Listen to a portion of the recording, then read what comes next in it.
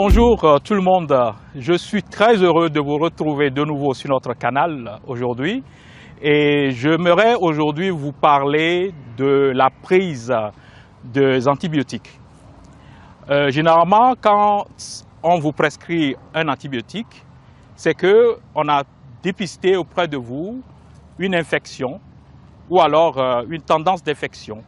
Alors, pour cela, ces types donc, de médicaments sont indiqués pour combattre donc l'infection.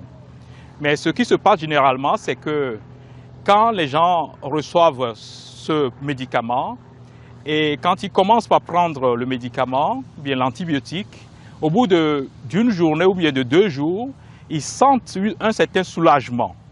Ils pensent qu'ils sont déjà guéris et ils ont tendance à laisser tomber le médicament. Alors que c'est ça qu'il fallait justement pas faire. Parce qu'un antibiotique, et généralement quand on vous prescrit cela, on vous dit prenez cela pendant 7 jours ou alors 10 jours. Cela dépend des infections.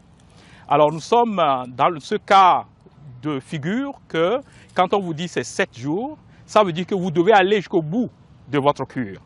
Et quand vous vous arrêtez au milieu de votre cure, ou bien parce que vous vous sentez bien et vous pensez que vous êtes déjà guéri, je vais vous expliquer très simplement ce qui se passe dans votre corps.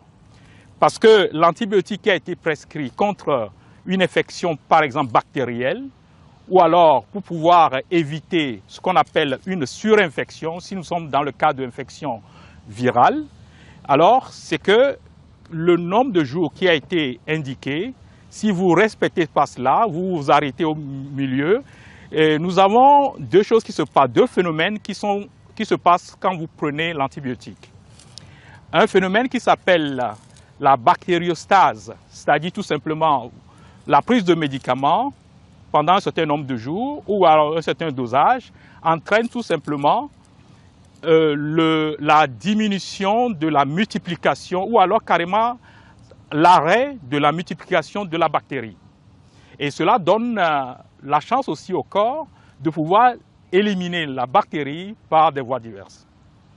Maintenant, si en ce moment-là, si vous ne continuez pas et allez atteindre ce que nous appelons dans le second phénomène qui s'appelle la bactéricidie, c'est-à-dire vraiment tuer la bactérie. Donc il faut arriver à un seuil donc, de dose. La dose doit atteindre un seuil pour pouvoir atteindre ce qu'on appelle la bactéricidie. Et quand vous atteignez la bactéricidie, ça veut dire que vous avez éliminé, tué par cette thérapie, donc la bactérie qui est responsable donc, de votre infection. Donc si vous arrêtez au beau milieu de votre cure, vous n'allez pas atteindre cette bactéricidie, c'est-à-dire tuer vraiment la bactérie.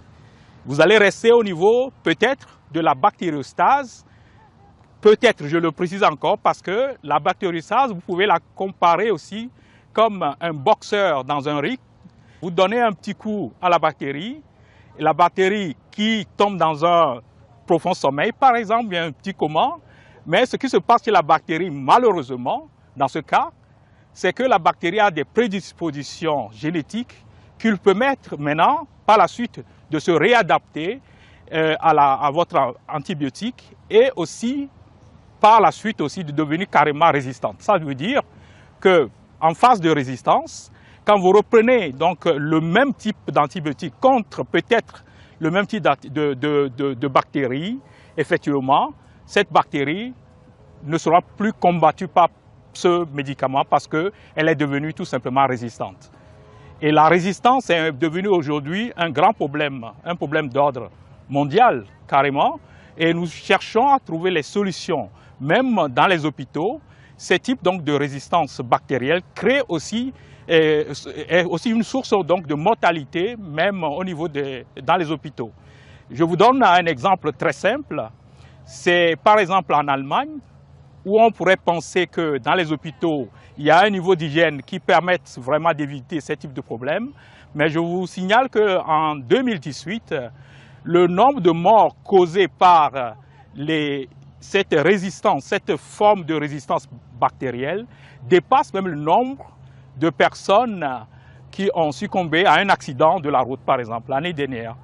Donc, c'est un élément très important qui nous demande tout simplement de faire vraiment attention, de telle sorte que quand on vous prescrit l'antibiotique, alors quand on vous dit c'est 7 jours, prenez l'antibiotique pendant 7 jours. Quand on vous dit que c'est 10 jours, prenez l'antibiotique pendant 10 jours pour pouvoir atteindre ce que nous appelons la bactéricidie.